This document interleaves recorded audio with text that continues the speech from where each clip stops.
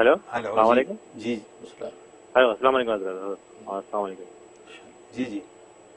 जी हाँ, मैं सवाल ये था कि पाकिस्तान में आजकल बड़ी मॉरल सियासत बहुत आ गई, जैसे क्या? कि भुट्टो जरा साहब की फैमिली की हुकूमत कर रही है। हेलो। जी जी, जरा जोर से कहिए, आप आवाज़ पूरी नहीं आ रही।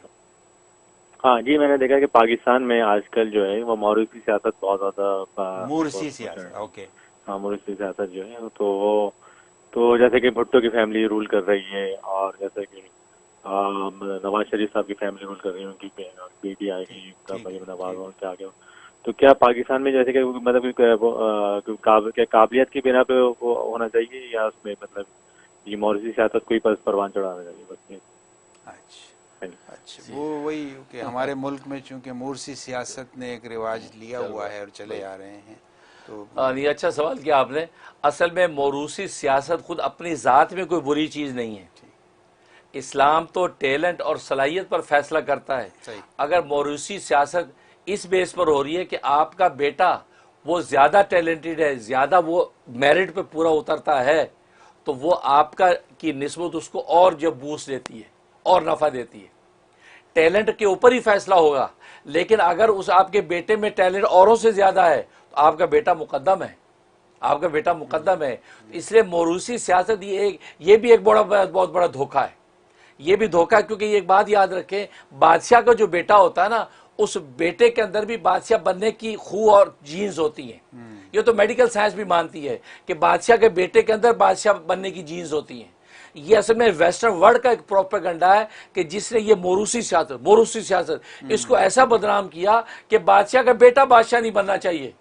ऐमे कोई गडरिए का बच्चा, कोई चरवाहा बना दो ताकि बादशाह का बेटा बादशाह बनेगा। अब टीपू सुल्तान का बेटा होता तो वो बादशाह बनता। अब उसका उसका बाप फतेह अली खान, उसका बेटा टीपू सुल्तान, तो उस बाप में जो जीन्स थी वो औलाद में आती है। क्यों कि ये तो वैसे भी मकूला मशहूर है कि बाप बेटा जो होता है, और बाप का जो राज होता है उसी का सिर होता है, उसी की सलाहियत लेके चलता है। तभी अंबिया कराम अलैहिस्सलाम भी ये दुआ करते हैं कि यारिसुनी व यारिसी मिन आल याकूब, कि ज़करिया सलाम ने कहा, अल्लाह मेरी अपनी औलाद में से मेरा वारिस पैदा कर जो आगे मेरी नबूवत को लेके चले।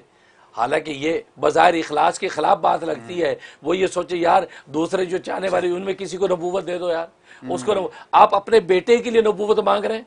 इसका मतलब ये कि असल में नबी की जीन्स के अंदर वो नबूवत की सलाहियतें, अल्लाह तबारक व तआला का इज्तिबा और इस्तिफा जब दाखिल हो जाएगा तो वो गोया कि डबल ज़्यादा जो अच्छे तरीके से कार्य नबूवत को लेकर चलेगा। तो इसलिए मोरूसी सियासत के हवाले से ये इस गलतफहमी को दूर कर लें। मोरूसी सियासत इर्सल अपनी ज़ात में बुरी चीज़ नहीं। अगर आपका बेटा बासलाहियत है तो वो दूसरों की निस्बत पर ज़्यादा मुकद्दम है कि वो आपकी जगह पर बने। अब पाकिस्तान के अंदर अगर जो है इस तरीके से मोरूसी सियासत चल रही है कि भुट्टो अगर है, भुट्टो हुक्मरान था, उसकी औलाद को हुक्मरान बनना है। हाँ, औलाद के अंदर बेनज़ीर में अगर वो सलाहियत है तो बेनज़ीर मुकद्दम है औरों की निस्बत।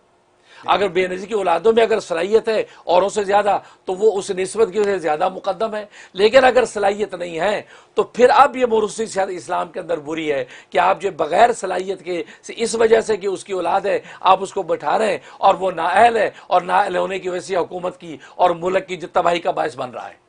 ये इस निस्बत से मोरूस सियासत बुरी है। लेकिन अगर आप ही के वारिस के अंदर सलाहियत है तो फिर वो भी यकीनन मुकद्दम है और वो बागडोर अच्छे तरीके से लेके चल सकता है। बिल्कुल सही कहा आपने जी। यानी मूर्सी सियासत में टैलेंट को मद्देनजर रखा बिल्कुल जाए, बिल्कुल। कोई हर्ज नहीं।